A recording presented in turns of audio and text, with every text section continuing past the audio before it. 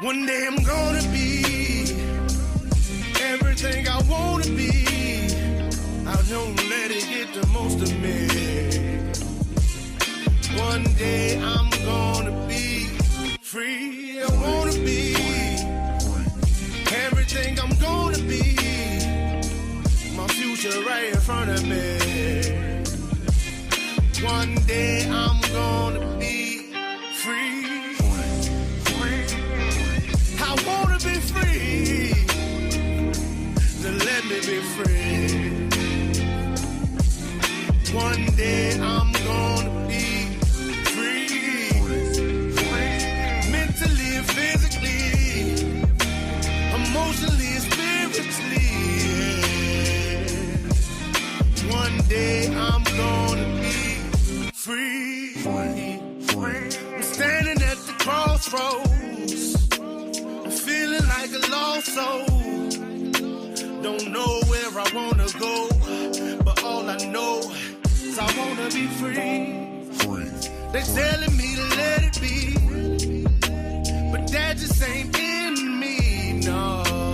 Jealousy and envy, but all I see is I wanna be free.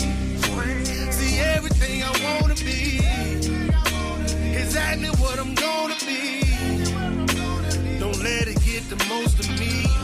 Eventually, I'm gonna be free. See everything I wanna be, exactly what I'm gonna be. Yeah. One day I'm gonna be free. I'm gonna be free.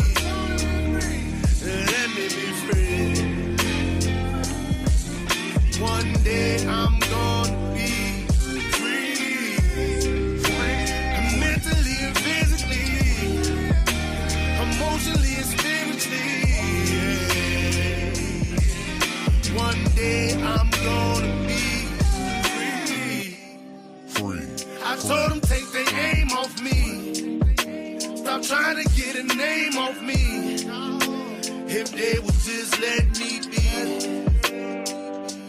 I'm gonna be free. I told them take them chains off me and throw away the locks and keys. If they would just let me be, eventually I'm gonna be free.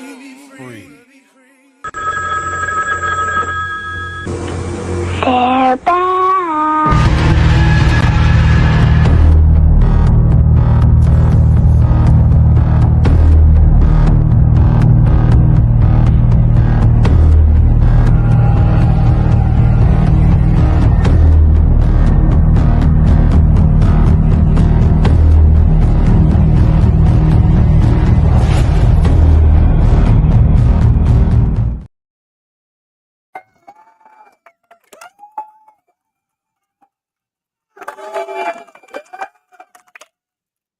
What up? What up? What up?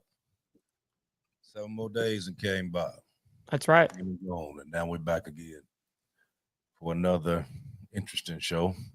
For those who don't know, I'm Archbishop. That's Mike Ball, and we got Aaron Olinger, and this is the Diamond Effect.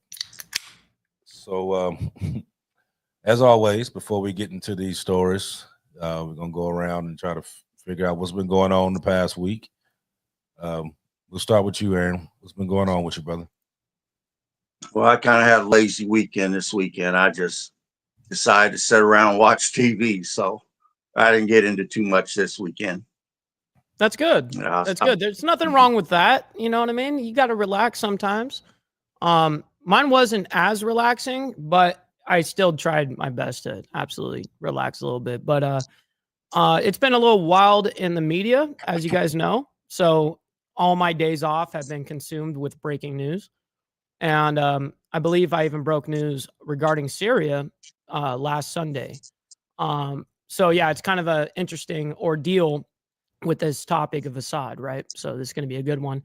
But, yeah, I've been back on my leg for the last week or so. I've been taking it easy, not, overdoing it, but just kind of easing back into it. And it's been a great process. That's what's up. That's what's up. Family doing good? Totally. Couldn't be better. Appreciate that. Well, let's see. Let's see what all's been going on. Work for the most part. Had a couple scenes I had to do for that movie, Standing on Business. Got another scene that I got to do tomorrow, as a matter of fact. Full schedule for you. Yeah, I've been moving around a little bit. And I've been been getting some pretty good little leads on some other stuff that I've been jumping on. Good. You know, family good, everybody good on that end. But you know, there is something I want to talk about before we get into our subject tonight.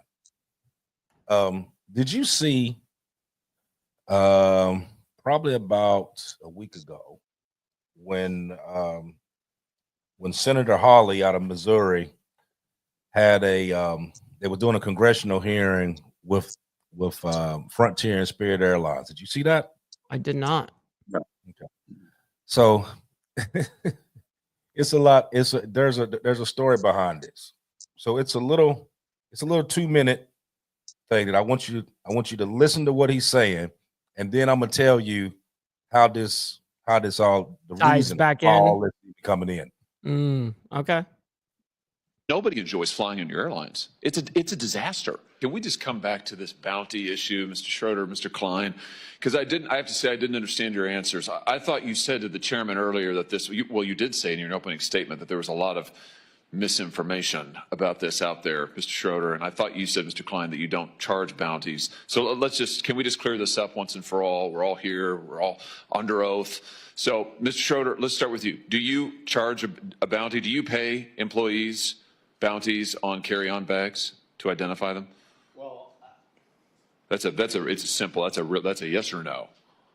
I wouldn't characterize it as a bounty. Do you charge them? Do you pay your employees a fee? Do you incentivize them to go pick out bags from people getting on planes and kick them off the flight? Just yes or no. We charge them an incentive. Okay, that's a yes, Mr. Klein.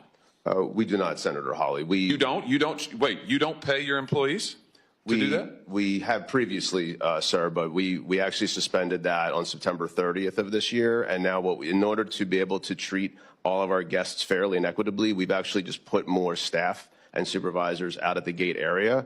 And they're the ones that are still making sure that everyone's treated fairly and equitably, which is the point behind these kinds of programs. But we have removed that program as of September 30th. Oh, interesting. So let's come back to you, though, Mr. Schroeder. So how much have you paid your gate agents to enforce your carry-on bag policy, to pick people out of the line like the chairman's video showed? I mean, you guys do appreciate that flying on your airlines is a disaster, don't you? I'm slightly amazed by the general attitude of all of you here. Flying on your airlines is horrible. It's a terrible experience. I mean, I say this as a father of 3 young children. But I can't tell you, nobody enjoys flying on your airlines. It's a disaster. You charge people fees that they know nothing about. You harass them to death. It's terrible. It's absolutely terrible. And your attitude here today seems to be, well, devil may care. There's nothing we can do about it. Well, I think we are going to do something about it. Man, W. Okay, so here's the story. Now, I didn't see this until afterwards. So, you know, for Thanksgiving, I was in Ohio. Yes.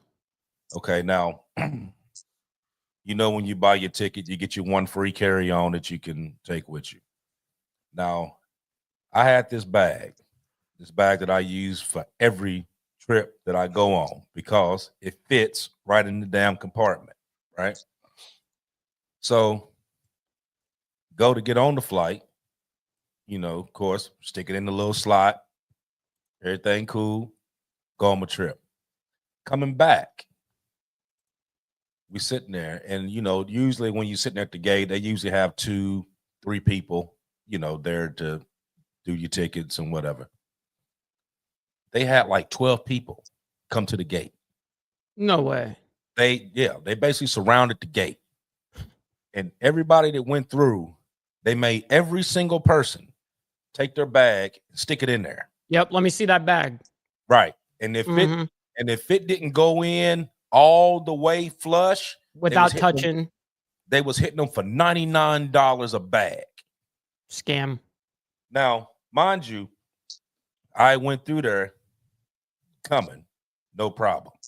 Going back, I had a hooded sweatshirt that my mother had gave me while I was in Ohio, and I had it in the bag. So I'm walking across, which I'm fine. Like I said, I done went through this before. She stopped me and was like, "Hey, can you put your bag in there?" And I'm like, "Okay." So I took the bag, standing up, dropped it down in there. She said, "No, can you turn it sideways and put it in there?" I said, "Well, let me take this hoodie out when I can do that." And she was like, "No, just leave it in there." So I'm like, "Well, it ain't gonna fit if I leave it in there, but okay." So I try to, stush it in there. And she said, "Well, it's not gonna fit." Well, no shit. I told you, let me take the hoodie out. Mm-hmm. She wouldn't Wouldn't let let you me out. take the hoodie. Yeah. No, wouldn't let me take the hoodie out. Cost me $99 fucking to bring on a free bag that you wouldn't let me just take the damn hoodie out. That was an expensive hoodie. Right. I could have held on to the motherfucker if that was the case. You know what I mean? Got me for a whole $99. Now, here's the thing. They got 30 people lined up. It's a lot of money. Paying $99. It was a couple of them that was in front of me. One guy in particular didn't have $99. So he had to go through his bag and pull shit out and throw it away. No way. Be able to have room to keep him having to pay for this bag. Unreal. You know what I mean? Now, then I get home and I see this where, okay, now I understand the reason why they were doing it, because they paying these people $10 for every person that they get like that. Incentive.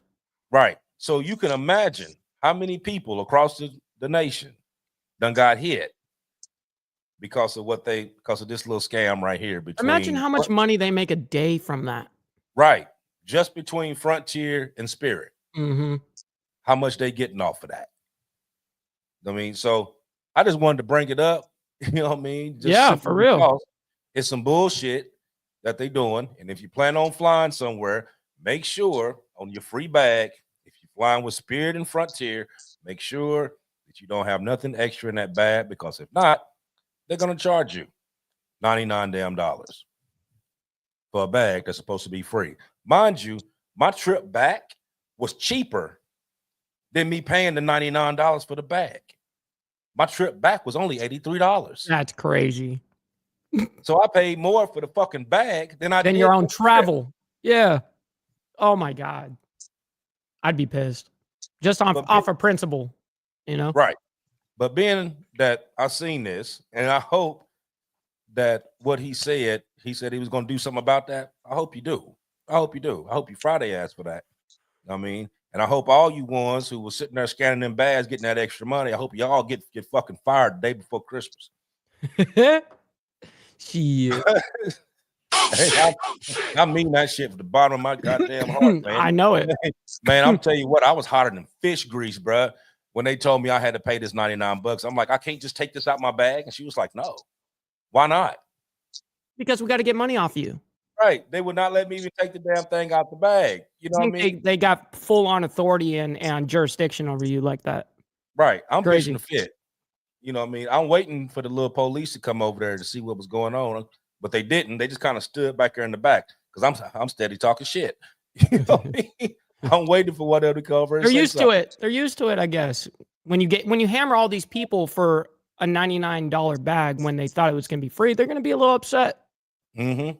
Now, the guy that I was talking about that had to throw his stuff away, his bag was one of the, the little cloth bags you get that got like the little rope string. Yes, the rope, and you tie it off like that. Yeah, that's what he had. That's what he had. Yeah, that's what he had. Even if the dude put in just straight weights, that thing is so small. Like, come on, man. That's what he had, and he had a couple T-shirts in there, and it was something else that he had in there. But it was kind of bulged out. Yeah. They made him pay $99 for that bag, and being the fact he tried to pay the $99, but his card ain't go through, so he had to end up taking the shit out and throwing it away. What a bummer situation for him on that flight, because if not, he couldn't get on the flight. Yeah, that's ridiculous. Ridiculous. Yeah, it's Total bullshit. scam. So you get to scam me, and I'm not allowed until I pay this. I can't get onto the damn flight. I'm held hostage. You know, yeah, that's messed up. Exactly. Mm. Yeah. So this was now this ain't with all of them. This has just been what I've known so far has been with Spirit and Frontier. So, you know, if anybody watching that work for Spirit and Frontier, fuck y'all, man. Real. For real, shit. Stupid. Anyway, okay. So our conversation today is, I mean, of course, everybody knows that it's been a war going on in Syria, a civil war going on in Syria for years and years upon years. Okay. They've went several times trying to negotiate peace. You had Russia, you had Turkey involved at one time. They was all trying to get it together back in 2017. Didn't work. You know, it just fell up under a deadlock and still up under the Assad regime, which has been in power for the past 54 years. So, so Assad's father, you know, he ruled everything with an iron fist, and his son came right along and did the same thing. Well, some stuff came into play over the weekend, and you know, he ended up fleeing with his tail between his legs, taking off to Russia. And so now you got this whole big celebration going on now. So everybody's supposed to be, you know, happy that this took place. But there's some more to this. Yes, there is. It's a lot more to this. So we're gonna jump around. We're gonna hit quite a few things tonight.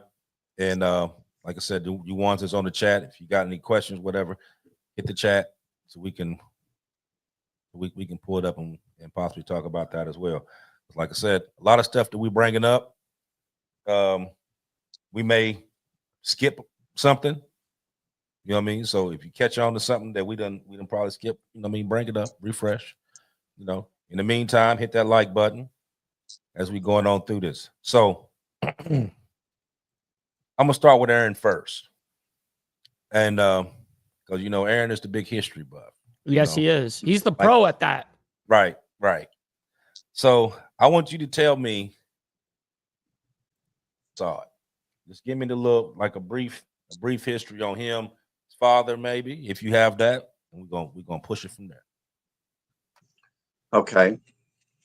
Bashar al-Assad, he was the 19th president of Syria. His father, Hafez al-Assad, ruled from 1971 to the year 2000. Now, while in the latter years of his father ruling, Bashir was actually in England, in England, and he was studying to be a doctor, in which case he did achieve that level of education. This is an educated man. His brother ended up dying in a car accident, which was very convenient.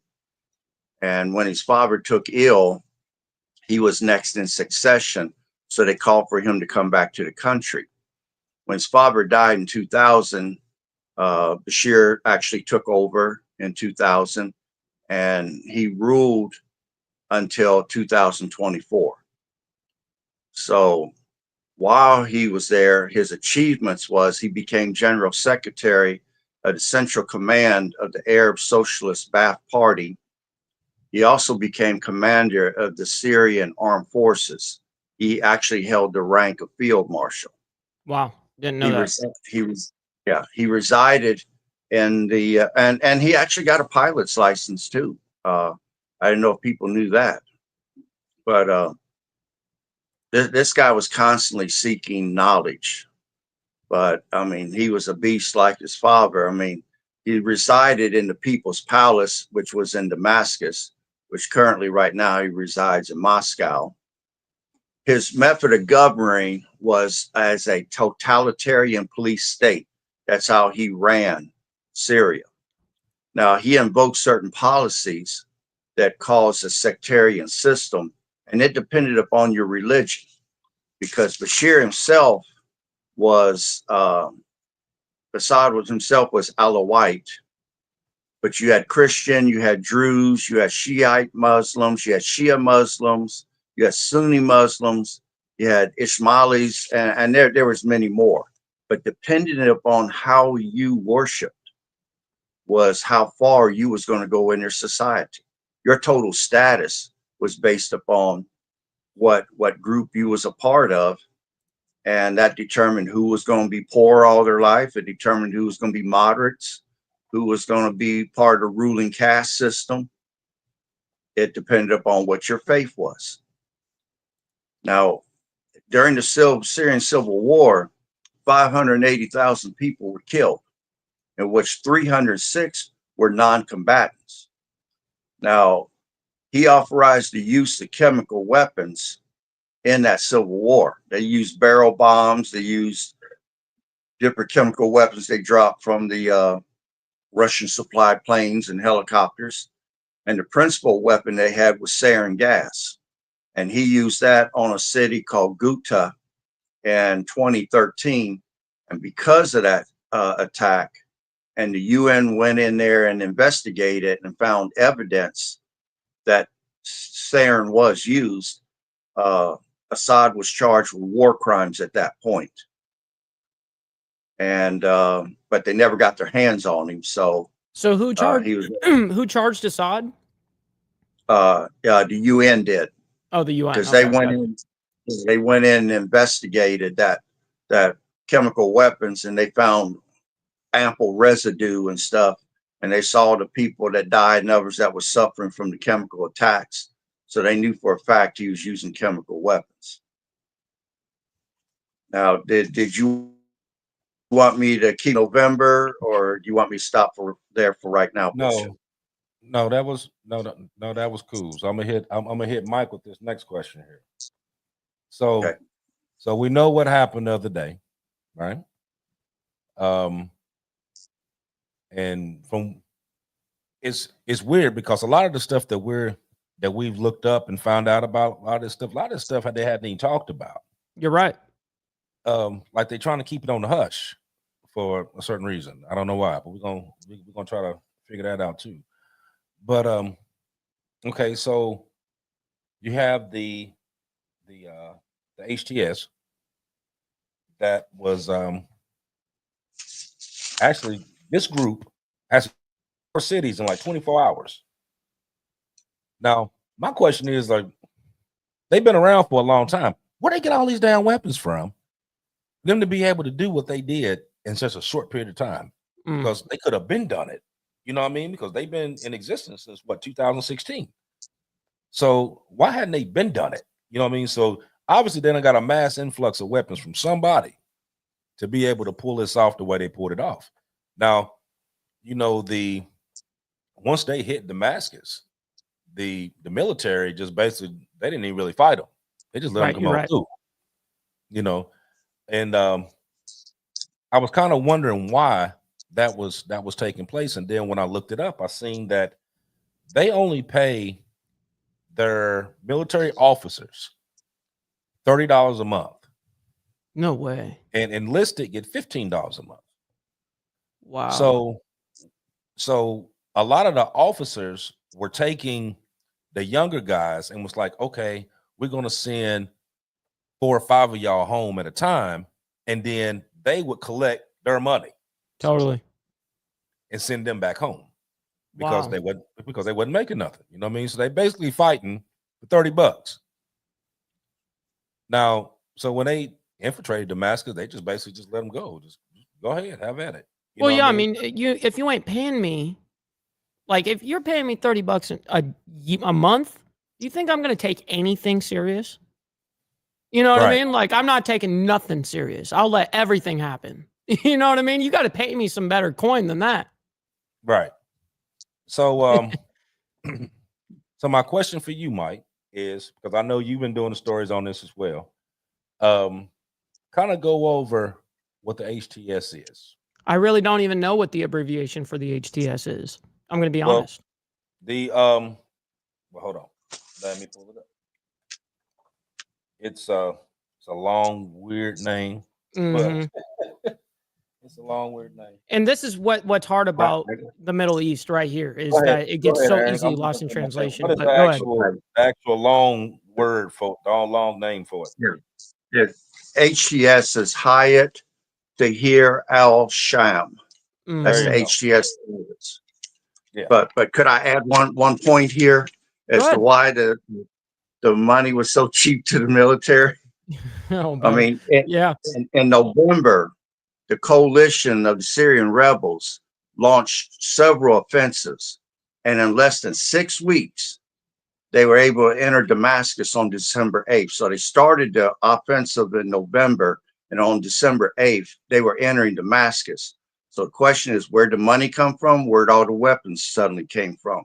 But the reason why the pay was so short was Assad had an end game. He saw it coming. He was personal friends with Putin.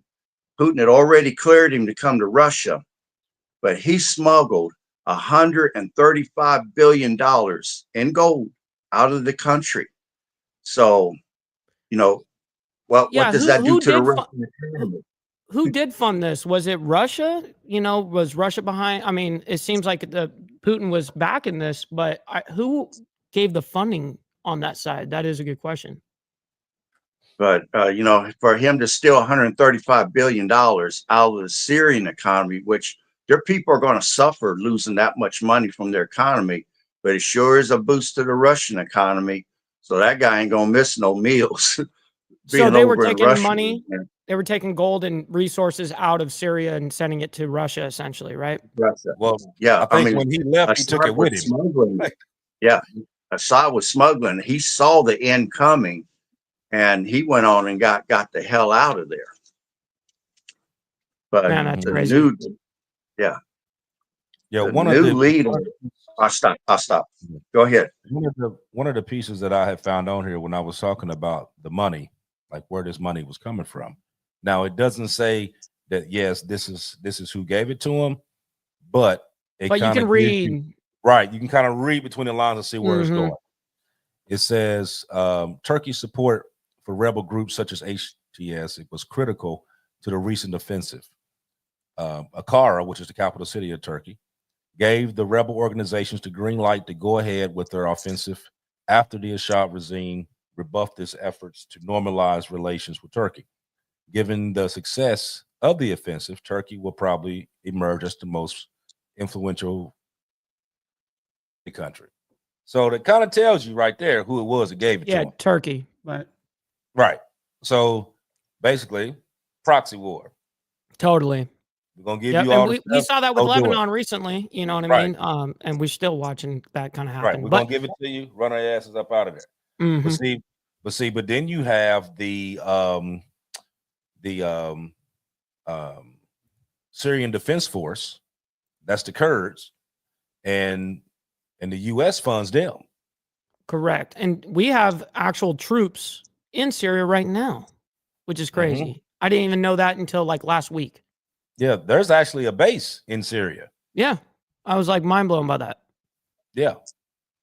Yeah. So you have a US base there, you have two Russian air bases that's there. Wow. Because here for the past 24 hours, the IDF done came in and they've been blowing up everything. Yes, You know what I they mean? have. They've been hitting airplanes, they've been hitting Every naval. resource. Right. They done basically decimated the Navy. They hitting weapons depots, Their chemical weapons. right. Mhm. They hitting any and Everything. everything they can hit. And they doing a land grab while they going it. So when they got over in the Golden Heights. Now the US said, well, oh, this is just temporary. This is just a buffer zone that they just took this part, But when they asked Israel, then when they asked Netanyahu about it, what did he say? Oh, we ain't never giving this back. Mhm. So so the US said, oh, well, it's just a buffer zone. They're gonna give it back. It's just a temporary thing. And they're like, nah. Right. Now y'all, I don't know. I don't know where you got that from. I ain't say that. We keeping this. Yeah, we over here. You guys are over there. So you guys Right. relax. Right. Yeah. And then he's saying that they're not heading towards Damascus, but then there's been reports showing that there's actually tanks heading in that direction, and that they were literally south of Damascus at that point in time. This was yesterday. So, you know, that's what I was talking about the extra stuff that's going on here, because what they're saying and what they're doing is two different things. Now, what I'm thinking is, okay, so Turkey then gave HTS the military assistance that they need, the weapons or whatever, to go and do what they need to do. And they did that. Now, here's my question to you two.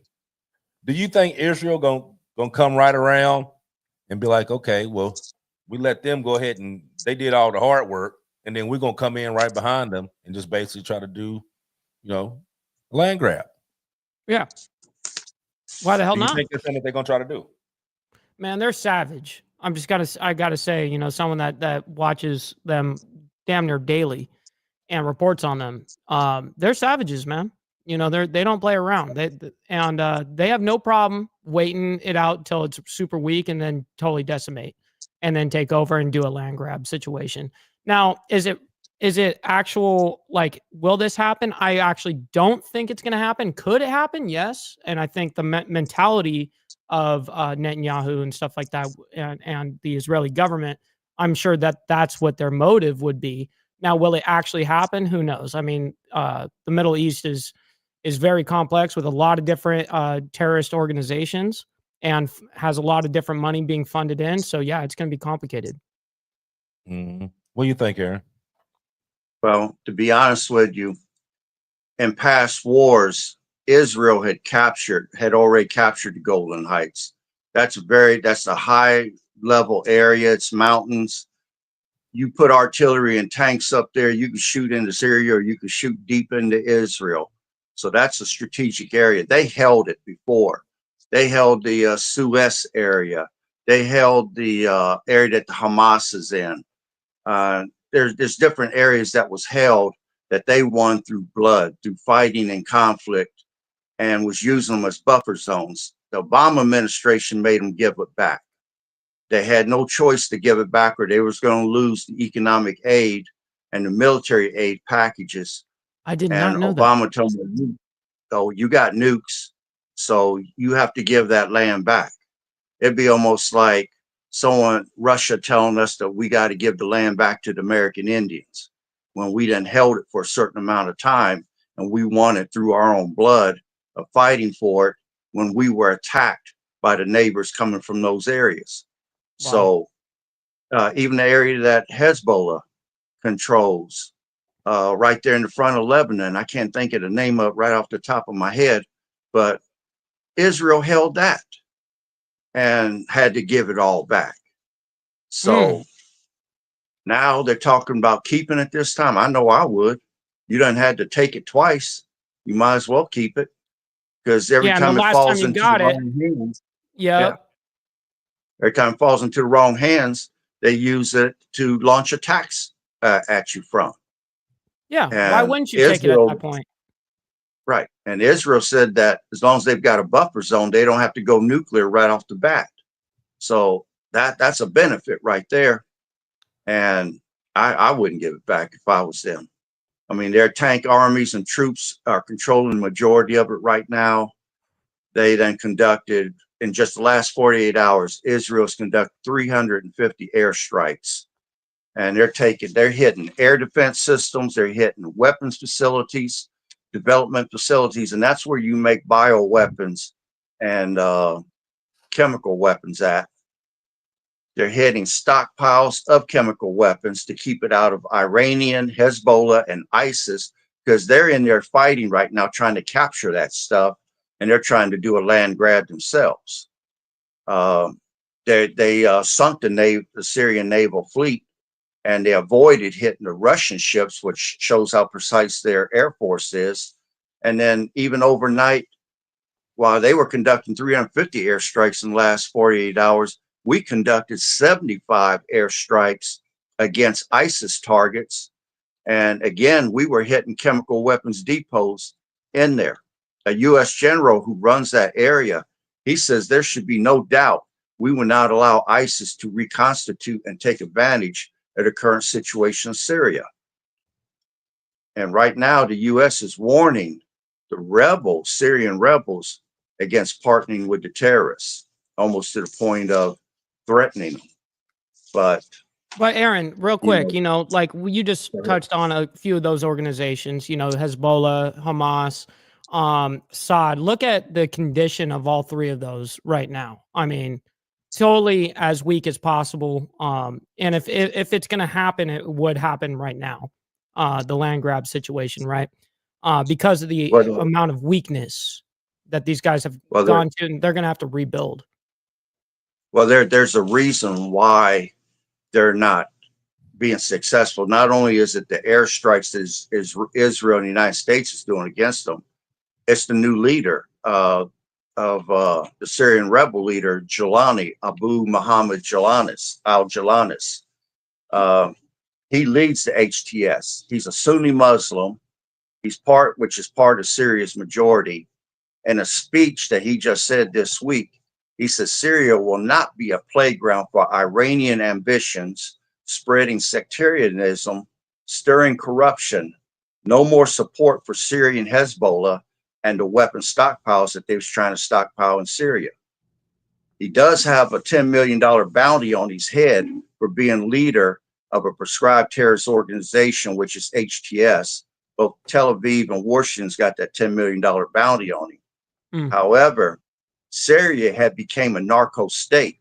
They're the world's leading source for Captagon, which is rumored to be more deadly than fentanyl.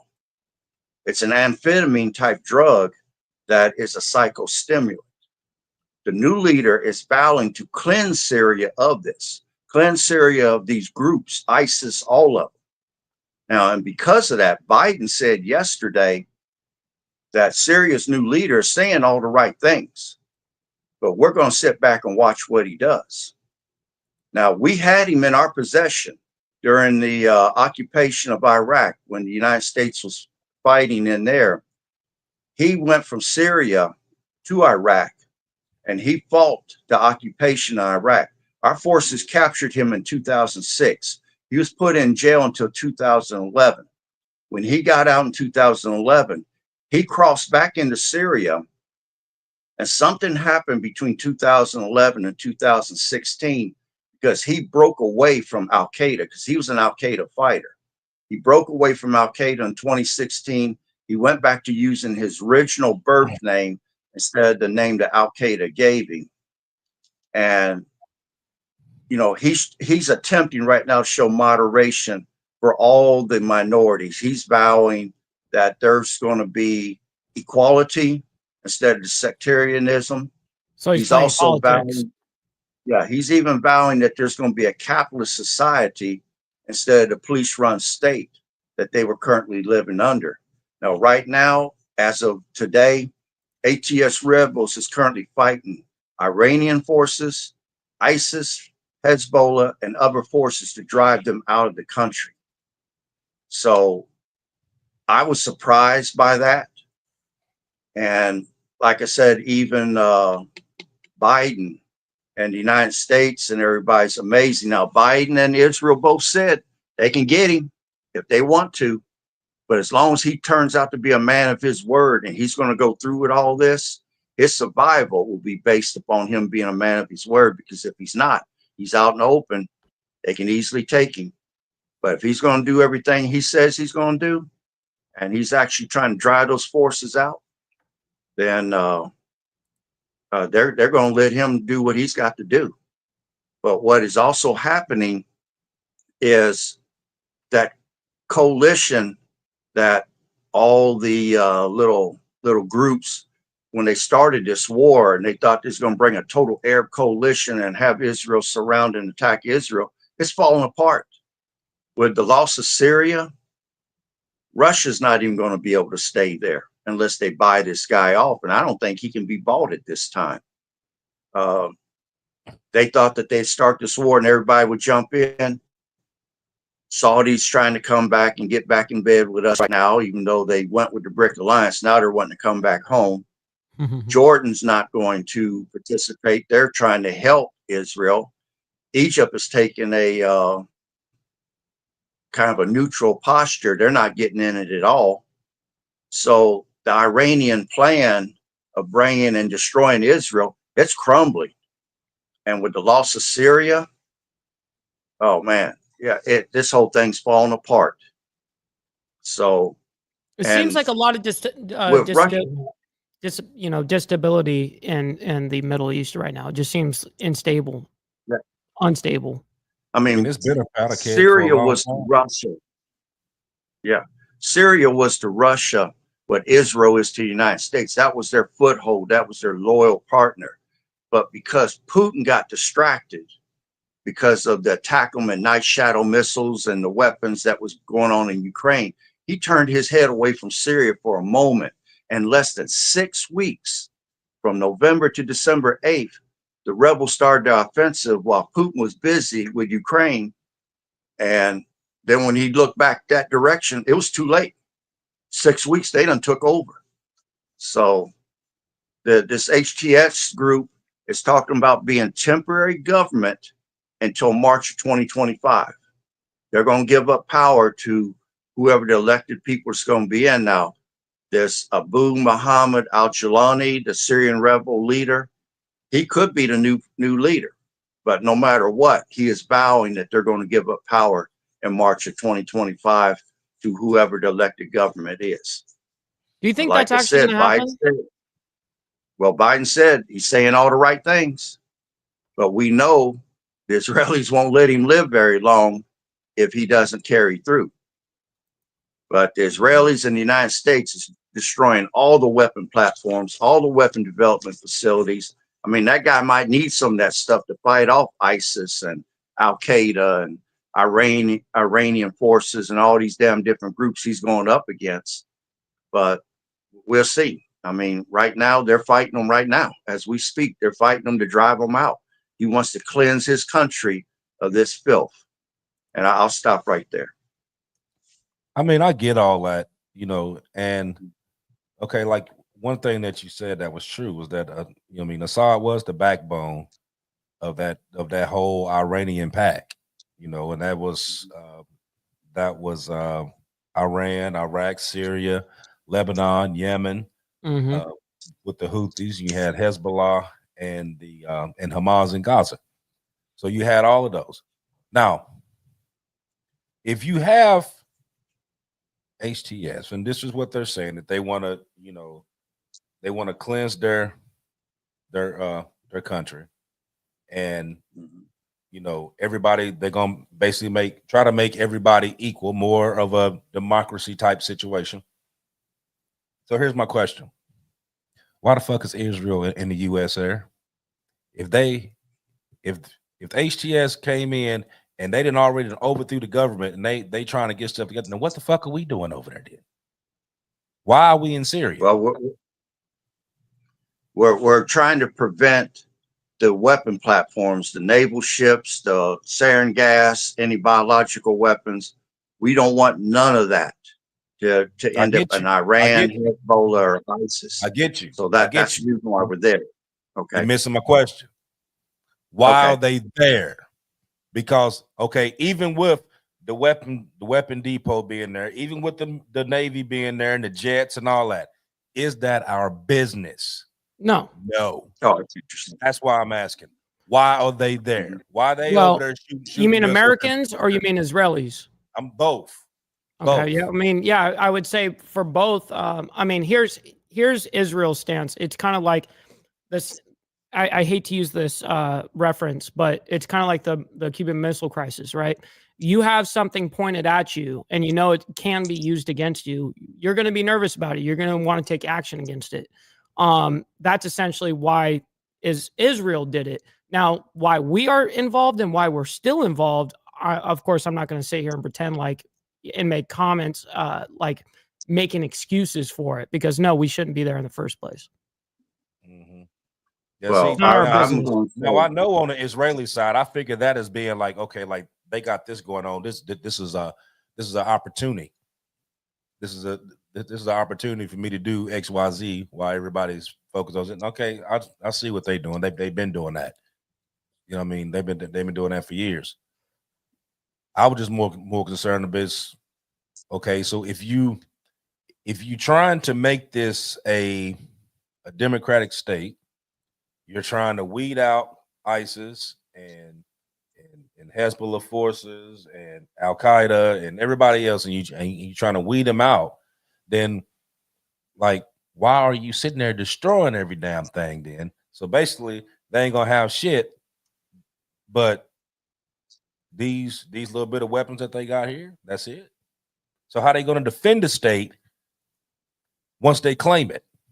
You see what I'm saying? Mhm. Because it's like it's easy to come in and take over it because that's what you just did. They have to have adequate Now- resources, right. manpower. Now you got to protect it. Yep. But if you blowing up every damn thing, True. how you going to protect it? See, but then too, you got to ask yourself this question too. Now, Assad took off, went to Russia, right? Yes. Now, Putin is one of his big allies. Of course, they ain't going to tell where he's at or whatever. Everything supposed to be hush, hush, secret, whatever. But like I said, Syria is a big place for Russia. You know what I mean? So like Yes. that's like a blow to them for this going on. So with Assad going to Putin, here's the question. Is Putin just giving Assad a lifeline, or is there a deeper political play in this? Yeah, Well, there's definitely a Putin- deeper political play, I think. But go ahead, Aaron. Putin and Assad were personal friends. Even if Assad didn't take all that money and gold over there, they were already friends. Putin already extended an invitation for him to come there. And going back to your original question about why we're over there, if chemical weapons fell into the hands of those terrorist groups, Russia supplies Syria with a lot of missiles. You put a chemical warhead on a missile, that's a clear and present danger to both the United States as well as Iran. Israel. And it's more Israel. And with us being a protectorate of Israel, we're obligated to help Israel destroy those weapons so Israel will feel that they've got security. Anything that's a clear and present danger is a threat, and that threat has to be dealt with immediately. Now, would that make it hard for that guy to hold that country? Yeah, because Syria's military was so depleted going against Israel, they couldn't stop Hezbollah from coming in there and the Iranian forces from coming in there. And then Turkey was invading them from the north. And HTS, that's the reason why Turkey was able to supply HTS with weapons, because HTS took over majority of the north. You had the Kurds up in the mountains, you had HTS in the towns. So it was easy for Turkey to smuggle stuff across to them. And are they strong enough to hold the country right now? That's the reason why there's a big power vacuum that's open and everybody's rushing trying to fill it, including ISIS right now. So the more we can keep ISIS and them weak and knock them out, the better chance this guy's got of carrying through with what he says. But even if he has to start all over from scratch, he's not starting over totally from scratch because he's starting over from experience. He'll have professional people that ran the electronics, the power, the grid, the different things.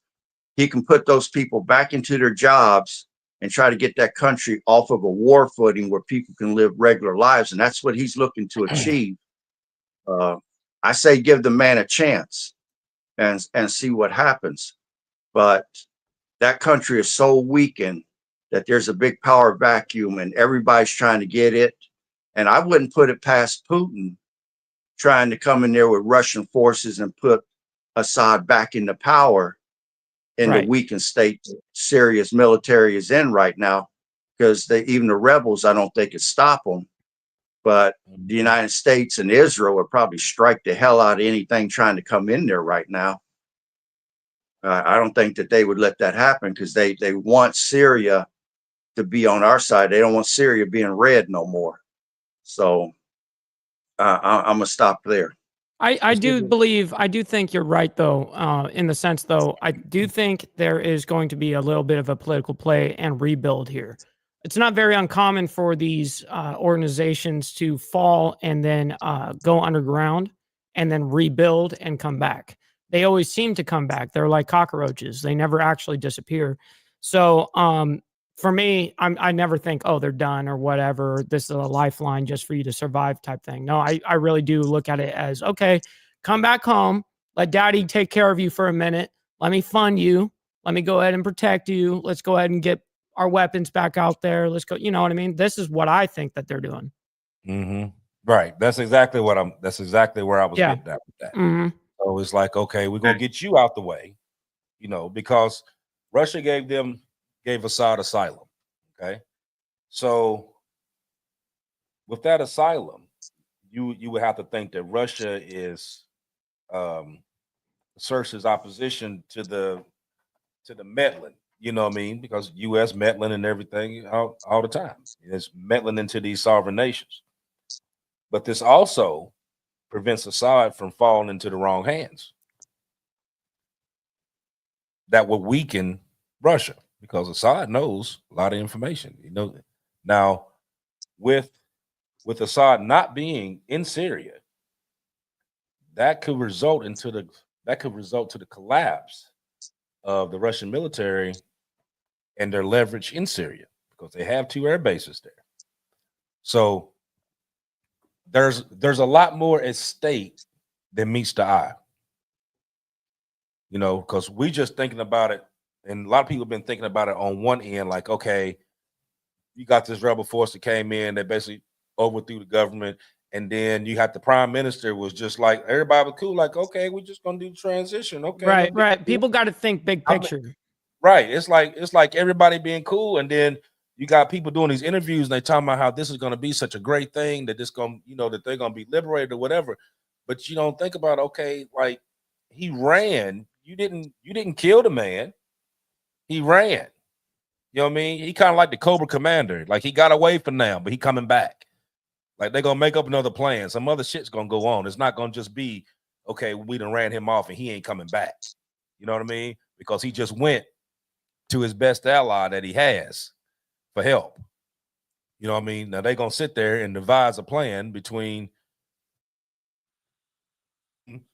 and Iran, because those are the biggest ones that's going to be in that little group there, and decide what they're going to do. You know what I mean? Because they can't afford him not being there. They can't afford it.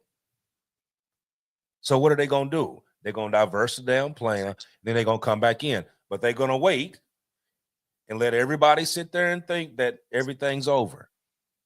Right. You know what I mean? Everything's over. You can put a couple people over there. I mean, y'all want to rummage the mansion and take pictures and selfies and shit. Have at it. Go on and do that. Yeah, play you know Syria for a minute. Right. Yeah, Go ahead. Go on and do that. Israel, you want to come in and blow up every damn thing? Go ahead. Go ahead. Yeah, we out. You know what I mean? Come back. US, you want to come in and blow up the shit? Go ahead. Mm-hmm. Because guess what? When we do come in, that means they don't have. I mean, mind you, you may keep ISIS and all them from getting this shit. But then when we come in and attack, you can't use that shit against us because you already blew it up. Mm-hmm. So you kind of got a double-edged sword there. Totally. You know what I mean? So there has to be some kind of give and play there. You know what I mean? So okay, if we gonna destroy all this, then we need to make some kind of assurance to whoever, you know, whatever government that they end up coming up with. Like, okay, we done blew up all your shit, so we're gonna have to protect you for a while until you get everything back together. You see what I'm saying? Oh, there's they good as gold. It's like you're wasting your time even doing this. There's no doubt. I personally feel that you'll see more American bases. If we can put American bases in Syria, that would back Hezbollah up into Iraq, which most of Iraq is controlled by Hezbollah, but they would no longer have an ISIS, Hezbollah, Al-Qaeda presence inside Syria. We will push them back and keep pushing them back toward Iran. And Iran will find itself in time surrounded by enemies, or our bases will have them surrounded on all sides, including our Navy and the water. So if they keep doing what they're doing and this coalition that they thought they was going to form crumbles under them, Iran's going to have U.S. bases damn near on their fucking border. So I'll stop there. Did you see the video where they were showing where they were hitting the naval yard, and you see how precise they were being? Totally. Because there were Russian ships there that didn't get touched. Totally. I mean, they were precise as to exactly what they were hitting. You know, because they didn't want to cause like, okay, well, you can't say I hit one of yours because I ain't hit yours. The radar systems on those things are immense. They'll hit a quarter. You know. Oh yeah. I mean, like those are Aegis class ships. You know what I mean? That's what I did when I was in the Navy. I was an operations specialist. That's what I did. So you know about this shit. Oh yeah. I mean, you gotta think though, that was then it's way more technology. Every day it advances, you know? Yeah. Right. So this, I mean, it's very, I mean, you get right down to it. I mean, it was when I seen that video, I was like, wow. You know what I mean? Being the fact of where they were shooting from and how precise they were, that it didn't touch any Russian ship whatsoever. It was like wow, like they were right in the middle, right in the midst of it. Didn't touch them. You know, but I'm thinking though, like I said, I'm gonna put this out there. Aaron, me and you was talking about this last night. What did we say? 7 months. 7 months. 7 months. It's gonna be some shit. Just remember me saying this. 7 months. So why 7 months? I gotta know why 7. Because you gotta think about, okay, what you already got going on now. Okay. Then you're gonna have then you have January, new administration kicks in, and then see what they do between January and June, right? So anything that's gonna take off, it's gonna take off between that time. During that time. Now, that's time here. You know what I mean? Because it ain't just one person that can step in and just fix every damn thing. You're right. It's just not gonna happen. You know what I mean? No matter, I don't give a fuck who it is. Not one person gonna just jump in and just fix every damn thing. It's chaos over there. Total so chaos. Not just the Middle East. Right. That's what I get ready to say. Yeah. You got it everywhere. It's chaos everywhere. So you're not going to just pop in and say, okay, we're going to do this, and okay, we're going to do this, and we're going to be able to stop this over here, and we're going to stop this. I mean, it's a clusterfuck right now. Mm-hmm. You know what I mean? And you got to have the right people in play, not your buddies, your right people in play to be able to handle this shit. So that's why I'm saying, because a lot of stuff that we've been seeing lately, like, yes, you're getting rid of administration, but you're also bringing in an administration that's full of friends. Totally. And some people that really don't even deserve some of them spots that they're getting. It's true. That's why I said 7 months from right now to June. Just watch what happens. Yeah, it makes sense that would be the time frame if anything does happen like that to a grand scale. Yeah, I agree with that sentiment. And the Middle East, I don't see really it striking a World War III type of thing, but I definitely see that with Russia, Ukraine. You know what I mean? Yeah. I think both of them are potential trigger right now. They are. Because, but I also want to add to the 7 months that Bishop was talking about. Russia's trying to modernize their military. A lot of the forces they're using in Ukraine is old tanks and stuff from the 70s. They've even put T-34s out there from World War II. They're getting rid of all the crap, and they need time to remodernize with the new T-14 Armadas, which is the #1 tank in the world right now. And then the T-90s, which is their main battle tank. They need more time to produce. They need time to get more experience for their soldiers. Plus, Russia right now is building a lot of underground nuclear bomb shelters. They're trying to get as many of their population prepared to be saved. And certain other countries are doing the same thing.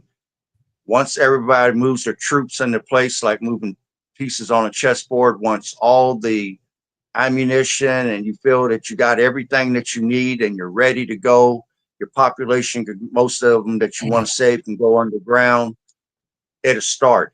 And it's going to start in 7 months. We'll be right around July, getting ready to head toward winter.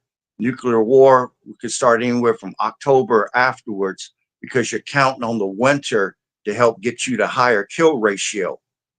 When you shut that power grid off, people are not going to make it. So, and that winter time, Mother Nature is going to give you that added flux to be able to kill out additional people that the bombs don't kill out.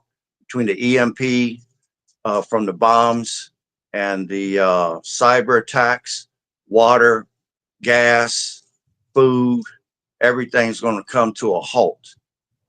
And those that are prepared have a better chance of making it through the situation until things can be changed back to production, because they say that the country that can go into nuclear war and get back to full production the quickest will be declared the winner of that war.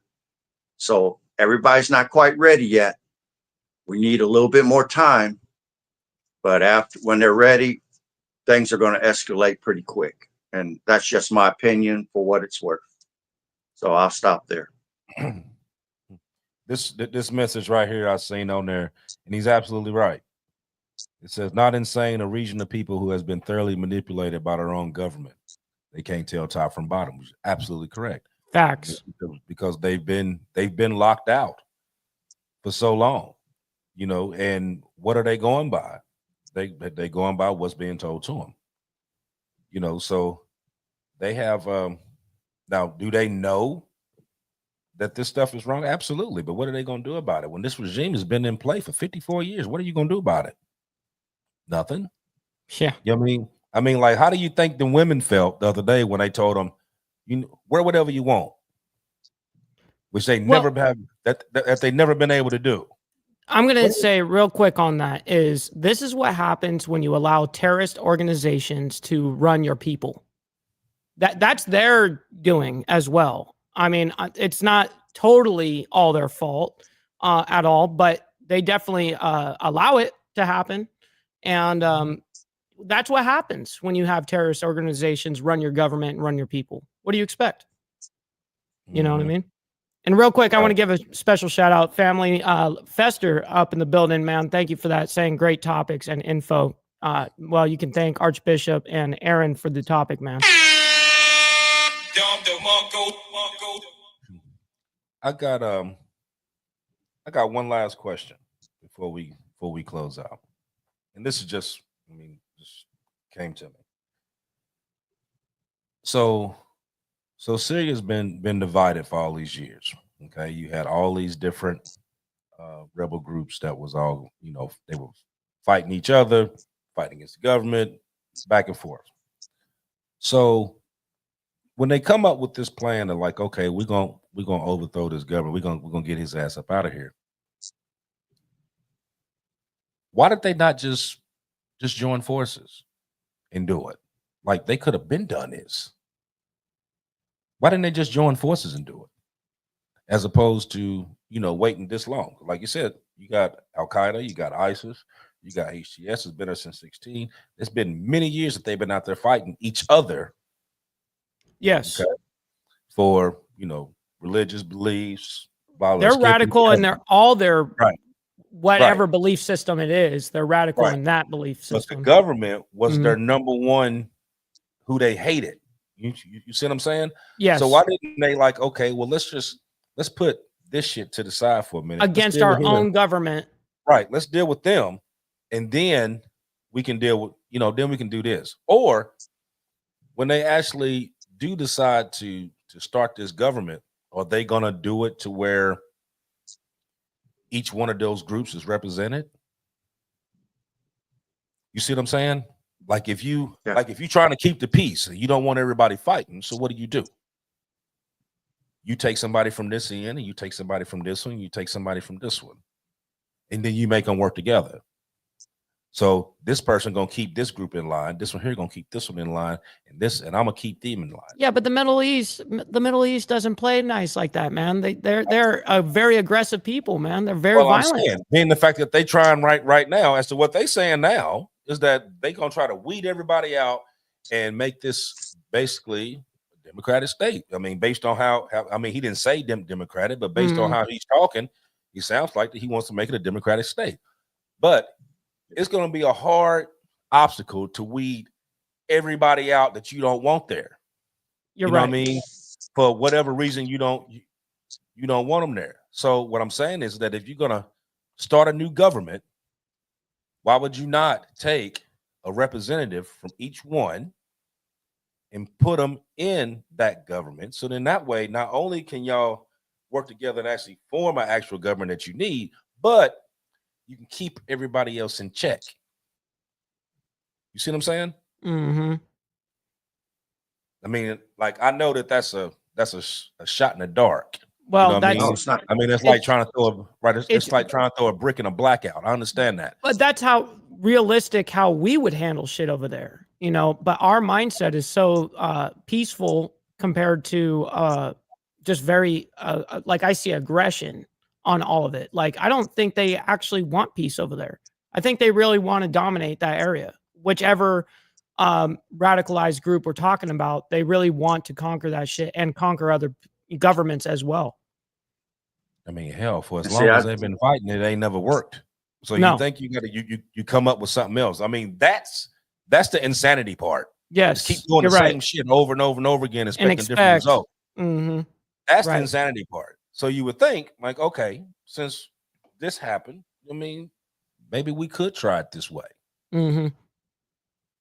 See, that's the reason why I feel this rebel leader has came to power, is because he's willing to work with the Shiites, the Sunnis, the Druze, the Christians, the Alawites, the Shia, the Ismailis. He's willing to work with all of them. And I think that's how he became the rebel leader, was because he's wanting to treat them all as equals. And if he does what he does, he has no choice but to include each one of them in this new government, if he's going to be as moderate as he is toward the minorities. Because he himself, I think he's Sunni Muslim. Yeah, he himself is Sunni, and that's the majority of the Syrian people is Sunni. Everybody else are minorities. He's willing to take that sectarianism that Iran preaches, and he's wanting to do away with that and let everybody have a new fresh start. There will be nothing to hold you back from your status other than your ability to work. If you want to work your way up the ladder, that's now going to be open to you. You're not going to be considered a poor class and can never get out of that class. So that in itself is going to make those people love him to death, just doing that. But go ahead, Bishop. I know you want to say something there. No, I'm just thinking about what you're saying, and like, yeah, I mean, the people will gravitate to that because they want change and they want to, to be able to live better lives, to be able to prosper and grow. I'm just saying that before all that can happen, it's going to be, you got to deal with this other thing right here that's just sitting here festering right now. You know what I mean? Because none of this that we're talking about right now, no matter how much they want to try to put this government together, none of that's going to happen until you deal with this over here. Right. You're going to have to deal with that. You can't play like it's not there. Right. You're going to have to deal with that. So, while everybody's sitting there listening to this man and was like, okay, well, it sounds like he's, he means well and he's going to do what he says he's going to do. Sure, he can. I mean, that's what he wants to do. But he's not going to be able to do it by himself. You know what I mean? Yep. So that right there is what's going to take, other forces coming in to be able to help him, to be able to secure the state enough so that he can be able to put some of this stuff in place. But like I said, But as long as you got people coming in, infiltrating and blowing up every damn thing, you know what I mean? You steady sending him back to the Stone Ages, because what you blowing up ain't like they can come back and rebuild. No kidding. You know what I mean? That takes time, that takes money, which they do not have. Yeah, they don't have federal grants for shit like that. Just like, oh yeah, we just start printing money. Yeah, they don't got that opportunity.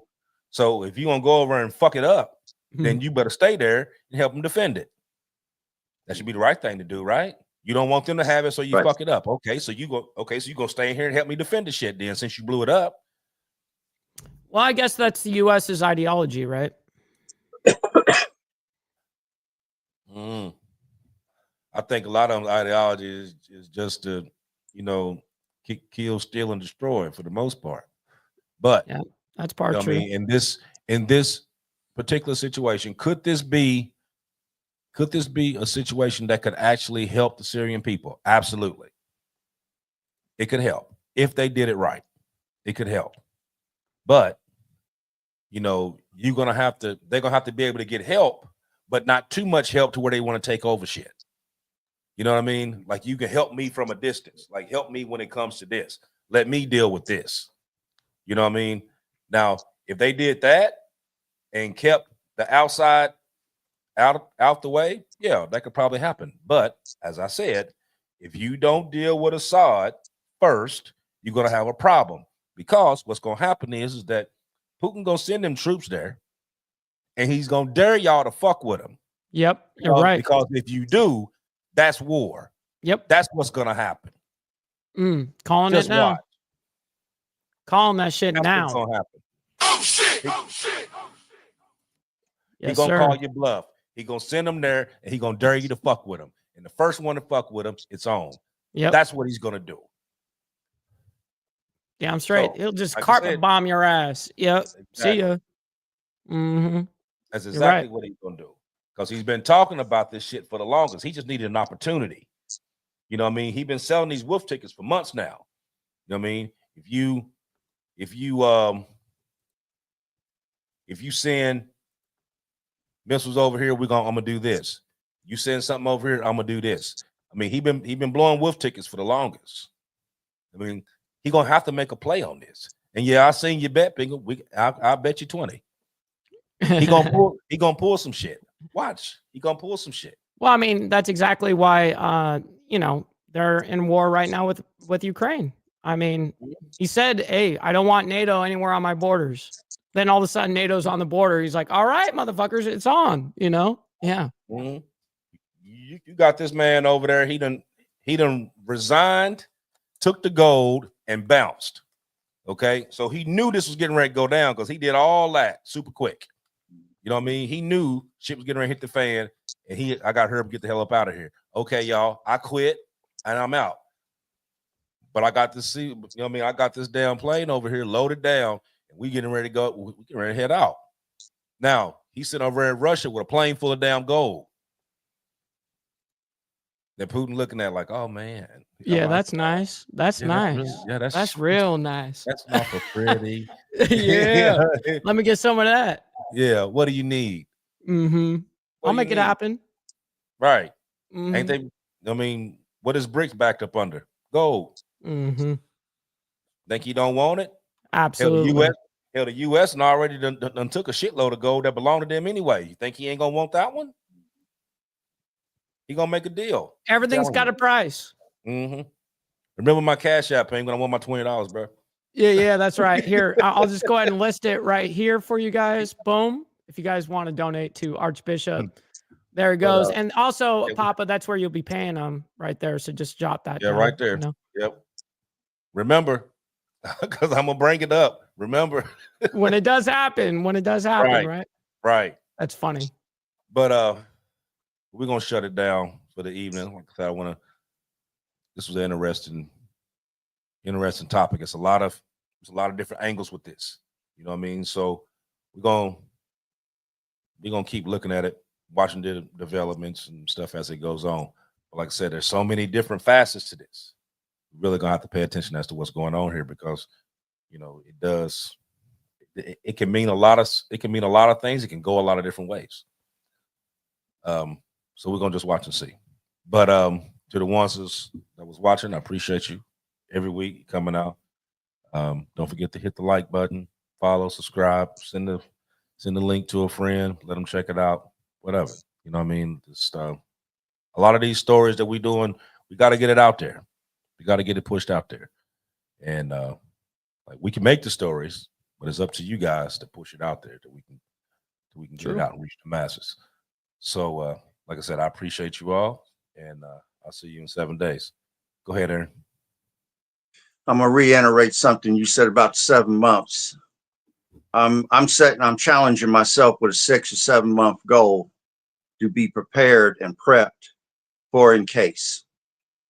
Using a little common sense here, and that gives me time to take my time, stay within my budget, and be able to get myself in a situation. Now, if nothing happens, great, I love it. But when something does happen, I will be prepped and ready. So I'm setting a 6 or 7 month goal, and I'm gonna say right now, it's time that we stop trying to wake up the sheep. It's time to wake up the other lions and say, let's get ready. And I'll stop there. Well, with that being said, ladies and gentlemen, thank you so much for hanging out with us this evening. We always appreciate it. Please, like AB said, please make sure you guys share it out. It's up to you guys to make that happen. So we very much appreciate it. Make sure you guys hit that like button on the way out. And everybody on my side, we're going to be rating our buddy, Dr. Harley. So stick around. Let them know that we're coming in hot.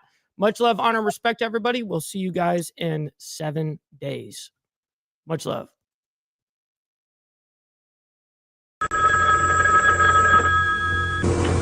They're back.